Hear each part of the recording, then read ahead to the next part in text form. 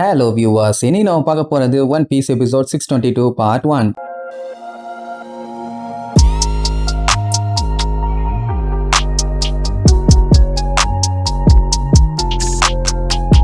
Open பண்ணா போன பாட்டில் அந்த சீசரை ஒரு வழியா நல்லபடியா பிடிச்சாச்சு. எல்லாருமே சேஃப்டியாவும் வெளியே வந்து சேர்ந்துட்டாங்க. வெளியில எந்த ஒரு கேஸுமே இல்ல. ஆனா அந்த நேவி பயிலுக்கு பண்ற அட்டுலியா இருக்குதே, நடுவுல ஒரு கோடை போட்டு இந்த பக்கம் நேவி அந்த பக்கம் பைரட்ஸுங்க. இந்த டேங்கர் வந்து பைரட்ஸுகளோடதாமா. இந்த லைனு கெட்டதையும் நல்லதையும் பிரிக்கிற ஒரு லைனு. நாங்கெல்லாம் நல்லவங்க, நீங்க எல்லாருமே ஈவில்ஸுங்க. இந்த லைனை தாண்டி ஸ்டார் ஹேட் பைரட்ஸ் யாருமே வரக்கூடாது அப்படி இப்படின்னு சொல்லி ஓவரா கத்திட்டு கிடப்பானுங்க. உடனே ஸ்மோக்கர் பார்த்துட்டு, டே ஏன்டா அப்படி சில்லறத்தனம் பண்ணிட்டு இருக்கீங்க? உங்ககிட்ட நான் என்ன சொன்னேன்? பைரட்ஸுங்க கூட ஃப்ரெண்ட் ஆகாதீங்கன்னு மட்டும் தான் சொன்னேன். அதுக்கு இப்படியாடா பண்ணுவீங்கன்னு சொல்லி கேட்டா, இதுதான் நமக்கு பெஸ்ட் கேப்டன். அந்த மெடிக்கல் அது இதுன்னு எதுக்குமே அது செட் ஆகாது. மத்த விஷயத்துக்கெல்லாம் அப்ளை பண்ணிக்கலாம் பாருங்க. இவனை கிறுக்கு பாலிகன்னு அவன் விட்டுருவான். அதுக்கப்புறம் அந்த கப்பல்ல இருந்து ஒரு டிரான்ஸ்போர்ட்டர் ஸ்டைல கொண்டு வந்து G5 பேஸுக்கு கனெக்ட் பண்ணி இவங்களை கூப்பிட்டு போறதுக்காக நேவி கப்பலை வர சொல்லியிருக்கானாமா. அது வரைக்கும் இவங்க வெயிட் பண்ணா மட்டும் போதும். இங்க பார்த்தா பிரவுன் பியர்டு சரண்டர் ஆகலான்னு முடிவு பண்ணிட்டான். அதனாலேயே கையில சங்கிலி எல்லாம் போட்டு உட்கார வச்சிட்டானுங்க. அதெல்லாம் அவங்க இஷ்டம். லூஃபி அதுல தலையிட மாட்டான். நம்ம ரெண்டு பேரும் ஃப்ரெண்ட்ஸ் தானேன்னு கேட்பான். அவன் சிரிச்சுக்கிட்டே ஆமாங்கிற மாதிரி சொல்லுவான். இப்ப எதுக்கு இவன் அரெஸ்ட் ஆகுறான்னா, அந்த சீசர் இவன் மேல பாய்சன் ட்ரக்க பயங்கரமா யூஸ் பண்ணியிருக்கான். இப்ப இவன் அரெஸ்ட் ஆகி நேவி கூட போனா மட்டும்தான் இவனுக்கு ட்ரீட்மெண்ட் பாப்பேன்னு சொல்லியிருப்பாங்க. அதனால தான் போறேன்னு முடிவு பண்ணிட்டான். என்ன அவங்கிட்ட பேசுறதுக்கு அந்த லைனை தாண்டி வந்துட்டான். அதுக்காக எல்லாம் கத்திட்டு அடப்பானுங்க. எவ்வளவு தைரியம் இருந்தா அந்த லைனை தாண்டி போவேன். உங்ககிட்ட இந்த லைனை தாண்டி போக கூடாதுன்னு சொன்னமே கேட்க மாட்டியான்னு சொல்லி கத்துவான். நம்மளால ஜிம்பிளா நீங்க தான் அந்த லைனை போட்டீங்க,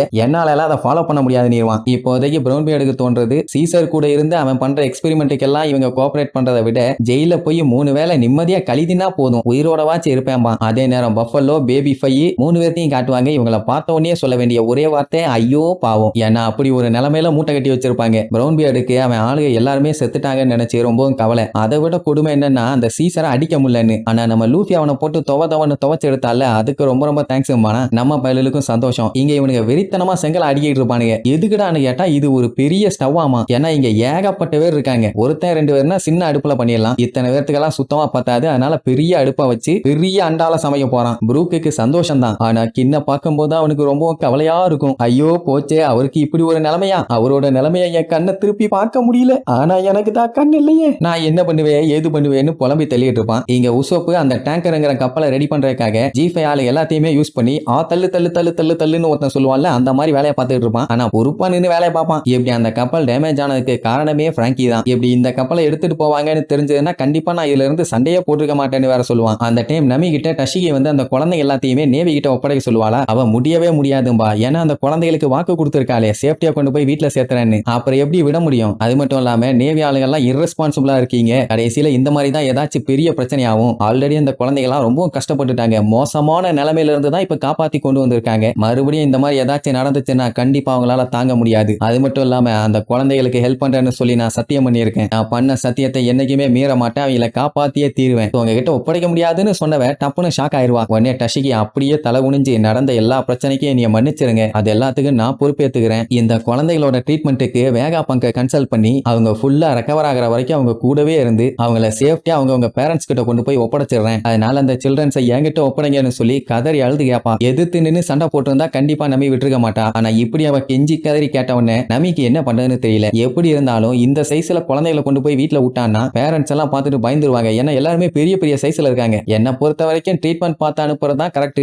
நேவி கிட்ட போய் அவங்க கரெக்டா எல்லாம் பண்ணாங்கன்னா பஞ்சாயத்து இல்ல. அந்த டைம் சாப்பர் ரொம்ப பயந்து அந்த ரூம்குள்ள எட்டி பார்ப்பான். அட ட்ரெஃபல்கர்லாம் என்ன ஆனாலும் சரி அந்த ரூம்குள்ள மட்டும் வந்து எட்டி பார்க்காதீங்கன்னு சொல்லியிருந்தான். ஒண்ணுமே புரியலையேன்னு சொல்லி அப்படியே நின்றுட்டு இருக்கும்போது இன்னொரு டோர் முன்னாடி இருக்கும். அதுக்குள்ளதான் அந்த குழந்தைங்க ட்ரெஃபல்கர்லான்னு எல்லாருமே இருப்பாங்க. அப்போ திடீர்னு டம்முன்னு சத்தம் கேட்கும். குழந்தைங்க எல்லாம் கதறி அடிச்சு அங்கன்னு ஓடிட்டு இருப்பாங்க. சாப்பருக்கு பீதி ஆயிரும். அவன் வேற என்ன நடந்தாலும் சரி உள்ள எட்டி பார்க்காதீங்கன்னு சொல்லியிருந்தான். ஆனா குழந்தைகளுக்கு ஒரு பிரச்சனை விட முடியுமா? கஷ்டப்பட்டு காப்பாத்திட்டு வந்திருக்காங்களே. சோ டோரை ஓபன் பண்ணிட்டு வந்து பாப்பான். பார்த்தவன் அங்க நடந்த சம்பவத்தை பார்த்துட்டு ஐயையோ ஐயையோ ஐயையோ நான் என்ன பண்ணுவேன் ஏது பண்ணுவேன்னு சொல்லிட்டு கப்பலையே 2 ரவுண்ட் அடிச்சுட்டு நேரா லூஃபி கிட்ட போவான். ஏன்டா என்னாச்சுன்னு கேட்டா, நீ எப்படியாச்சும் ட்ரெஃபல்கர்லாவை தடுத்து நிறுத்து, அவன் ஒரு கொடூர கொலகாரன் மோசமானவன்னு சொல்லி கத்திட்டு இருப்பானா. அதை கேட்டு ப்ரூக்கு ஷாக் ஆகி எது கொலகாரனான்னு சொல்லிட்டு டப்புன்னு திரும்புவான். அந்த இடத்துலதான் சாமுராய உரைய வச்சு நிக்க வச்சிருப்பான். அவன் அப்படியே பொத்துன்னு கீழே விழுவான். அவ்வளவுதான். ப்ரூக்கு ஷாக்கு தாங்க முடியல. ஐயையோ இப்ப நான் ஒரு கொலையை பண்ணிட்டேனே, என்ன பண்ணுவேன் ஏது பண்ணுவேன்னு தொண்டையிலேயே கத்திட்டு இருப்பான். லூஃபி இருந்துட்டு என்ன மேட்டர் என்னன்னு கேட்டா, ட்ரெஃபல்கர்லா கொலை பண்ணிட்டு பண்ணிட்டான் அப்படி இப்படின்னு கத்திட்டு இருப்பான். அதே நேரம் இங்க ப்ரூக்கு கத்திட்டு இருந்த உடனே என்னடா ஆச்சுன்னு கேட்டா, நான் கின்ன கொலை பண்ணிட்டேன், அவன் ஆல்ரெடி செத்தவன் தான், ஆனா செத்தவனை நான் சாகடிச்சிட்டேன்னு சொல்லுவான். என்னன்னு பார்த்தா அவனோட பாடி கீழே விழுந்து கம்ப்ளீட்டா நொறுங்கி போய் கிடக்குது. ஐயோ உடச்சிட்டான்னு 2 பேரும் பீதியாகி கத்துவானுங்க. ஆல்ரெடி அவன் உறைஞ்சு போய் செத்து போயிட்டானாமா. அதுக்கப்புறம் கீழே தள்ளி அவனை உடைச்சு கொண்டுட்டானாமா. இப்ப என்ன பண்ணலாம்னு ஒரே பதட்டம். ஒண்ணும் பண்ண முடியாது, பேசாம ஒட்ட வச்சலான்னு முடிவு பண்ணிட்டானுங்க. அப்ப திடீர்னு அந்த கிராக் இன்னும் அதிகமாகி பட்டுன்னு உடஞ்சு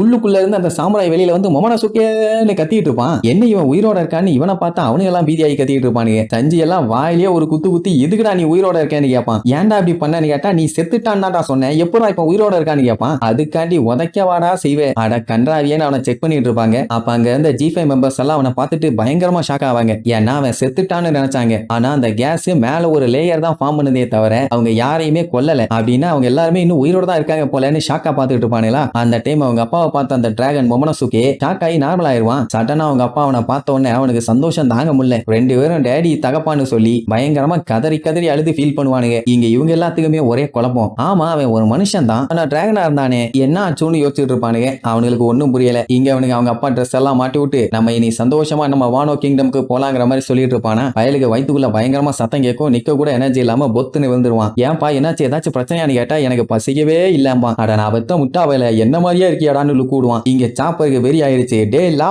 வெளியே வாடா, உன்னோட உண்மையான முகத்தை மத்தவங்க எல்லாத்துக்கிட்டையும் காமி, அந்த குழந்தைங்க எல்லாத்தையும் என்ன பண்ண ஒழுங்கா உண்மையை சொல்லுன்னு கத்திட்டு இருப்பானா. லா வந்து பார்த்துட்டு, நான் தான் சொன்னல உள்ள எட்டி பார்க்காதேன்னு, கேட்க மாட்டியா, நான் அந்த குழந்தைங்க எல்லாத்தையுமே வெட்டி வீசிட்டேன்பா. அது ஏன்னு சொல்ல வருவான். ஆனா சாப்பர் கேட்காம கத்திட்டே உள்ள ஓடுவான். அட அவங்களுக்குள்ள இருக்க ட்ரக் எல்லாத்தையும் வெளியே எடுத்திருக்கான். அது மட்டும் இல்லாம அவங்களுக்கு இன்னுமே நிறைய ட்ரீட்மெண்ட் கொடுக்கணும், அப்பந்தான் சரி பண்ண முடியுங்கிற மாதிரி சொல்லுவான். கேட்கறதுக்கு மட்டும் யாரும் இல்ல. இங்க நம்ம சாப்பர் உள்ள வந்து பார்த்தா அம்முட்டு பேரும் ஜாலியா பேசுவாங்க. அட அவன் என்ன பண்ணிருப்பான்னா, இவங்களை வெட்டி அவங்களுக்குள்ள இருக்க அந்த கெட்ட பார்ட்ஸை மட்டும் வெளியே எடுத்துட்டான். ஃபர்ஸ்ட் இவங்க எல்லாம் அவன் வெட்டதை பார்த்து பயந்துட்டு தான் இருந்தாங்க. ஆனா அதுக்கப்புறம் செம ஜாலியா இருந்தாமா, என்ஜாய் பண்ணணும்னு சொல்லி வேற விழுந்து சிரிப்பாங்க. சாப்பருக்கே அப்பதான் நிம்மதியாகும். இந்த மோச்சா புள்ள இன்னுமே எந்திரிக்கல. இழித்தா அமேனிக்கு பேன்னு கிடப்பான். இன்னுமே அந்த குழந்தைகளால நம்பவே முடியல, அந்த மாஸ்டர் இவ்வளவு மோசமானவனான்னு. இவங்க எல்லாத்தையும் காப்பாத்துறதுக்காக மோச்சா அந்த மொத்த கேண்டிஸ்மே வாயில போட்டு அமுகிட்டான். ஆனா அதுக்கப்புறம் ரத்தமா வாந்தி எடுத்து அவன் நிலைமை ரொம்ப மோசமாயிருச்சு. அவ சரியாயிருவாளா, அவளால வீட்டுக்கு போக முடியுமா, அவளை எப்படியாச்சும் சரி பண்ணி அனுப்பி விட்டுருங்கன்னு கெஞ்சி நெஞ்சுவாங்க. சாப்பர் தெளிவா சொல்லிடுவான், இந்த நைட் மேர்ல இருந்து வெளியில வாங்க, நீங்க எல்லாருமே இதுக்கப்புறம் வீட்டுக்கு தான் போறீங்க, சோ கவலையே படாதீங்கம்மா. அதுக்கப்புறம் எல்லாம் நமிய தேடுவாங்க. என்ன அவதான வீட்டுல கொண்டு போய் விடுறதா சொன்னா, அவளுக்கு நாங்க தேங்க்யூ சொல்லணும்னு சொல்லிட்டு இருக்கும் போதே ரஷிகி உள்ள வந்து, நேவியான நாங்க தான் உங்க எல்லாத்தையுமே இனி கேர் பண்ணிக்க போறோம்பா. அவங்க எல்லாத்துக்குமே செம ஷாக்காவும் அப்படியே புலம்பி தள்ளுவாங்க. அந்த டைம் இங்க உசோப்பு சஞ்சியோட சாப்பாடை ஸ்மெல் பண்ணிட்டு,